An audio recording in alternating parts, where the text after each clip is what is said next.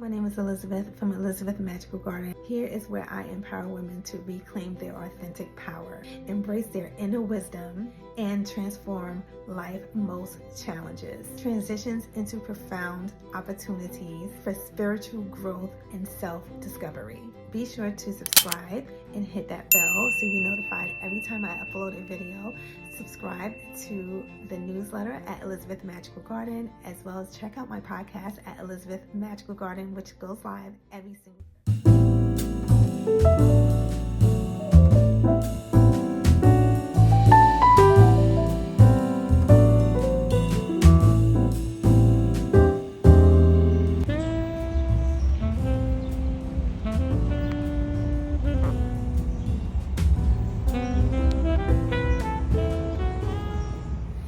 Hi, my name is Elizabeth from Elizabeth Magical Garden, a magical garden reaching for the stars.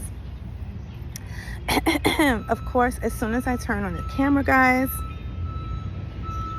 my allergies. So if I'm, a little croggy, excuse that. But anyway, guys, I'm sitting here by this baseball dodge, and I am just like chilling on the steps. Usually I like to go on the grass, but today I just want to be perched up, kind of like cocooned and by myself, but not by myself because there's other people doing the same thing, but we're all spread out. Guys, I've been on a little hiatus. I've been taking some rest from social media. But before I start, be sure to like, comment, and subscribe, and hit that bell so you'll be notified every time I upload a video. For those who know or who may not know, I've been on this journey of reading the Bible from the beginning to the end. So right now I'm up to Exodus, where at this point Moses has gotten the Israelites out of Egypt oppression, and they have they've seen a lot of miracles that God had provided for them along the way in their journey. For 40 years they ate manna that was delivered from God. Every morning they would have manna to eat, which tastes like wafers. Just take a few minutes of your time to say thank you. Thank you to each and every one of you for taking the time to tune in every single week and listen and view these episodes. Number 2, subscribe to the YouTube channel. We would love to have you be part of this community as well. Let's get back into the episode. Honey, it sounded like it was really good, but it's God. He's not going to give you he's not going to give you anything that doesn't taste good. And I want to touch on that real quick. A lot of times we get so caught up in our mindset, especially when it comes to doing new things, and we tend to get like in this jail in our minds of all the things that can happen and negatively.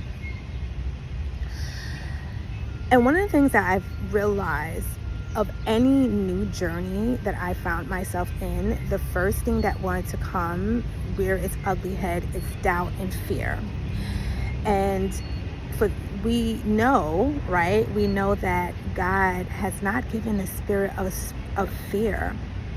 But I also believe it's our nervous system trying to protect us from the unknown, right? Because when we were in our primitive state, when we would be in the woods and looking about, we had to be really on high alert. We had to be on high alert, otherwise it was like a life and death situation. And I personally believe that over the course of time, that imprint that was made upon us has never left. So now, anytime we are embarking on new things, fear is the first thing to rear its ugly head. So there's that. But when I read that in terms of God giving manna and the wafers, it went into description saying that it tastes like wafers with honey.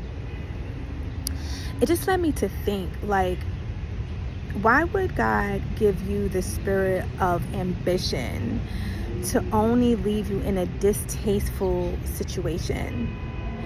And the more that I sat with that thought process, the more happy and the more at rest I began to feel.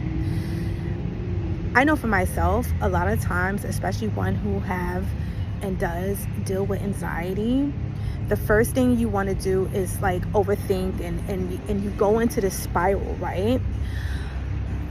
But what I've learned over the course of years, decades, if I'm being perfectly honest, is that taking that thought process and turning it into something positive is key, right? Because okay, I'm starting this new journey. Let's just say that you are starting a new business, and the first thing is like, you're leaving your comfort zone, right? Because now you got to pay taxes, there's certain paperwork, there's all these new things that's asking that you are going to have to deal with. And also, as your business expands, hiring people, knowing when to hire, knowing when to let go, because that's just part of the biz, right? And all this anxiety starts. But what about if we take that what if into what if it works? What about if I get to meet new people? What about if I get to meet people that I would have never been able to meet if I didn't start this business and start going into other rooms of like-minded people that open doors, new doors that I wouldn't possibly been able to do on my own? What if I am able to break generational curses from me starting? What if this allows me to not only change the life of my personal life, but also am able to open new doors and help my community? I don't know about you, but it just embarks, that thought process embarks like a whole new fire within me. And I wanted to share this with you because if everybody did, like when Moses was calling the Israelites out of Egypt, they did, because there was so many points of like when they got to the Red Sea and the Egyptians was running them down, honey. They was like, so you brought us out of here for us to die? Like, it would have been better for us to just stay there and perish over there. And God created a miracle. He parted the Red Sea and they were able to walk, and I'm sure they ran too, but get to the other side. And God used that to show him. He also used that journey to show them he is Lord, right? Because once every single one of them got on the other side safe on dry land, he let loose, and there weren't like all the Egyptians and their horses and their horsemen drowned at the bottom of the sea, and they were able to witness that. How many times have God parted a Red Sea for you, right? You got that money that you needed to pay that bill, or you got that news that you needed that was crucial to you moving or starting something new or saving you or your loved ones.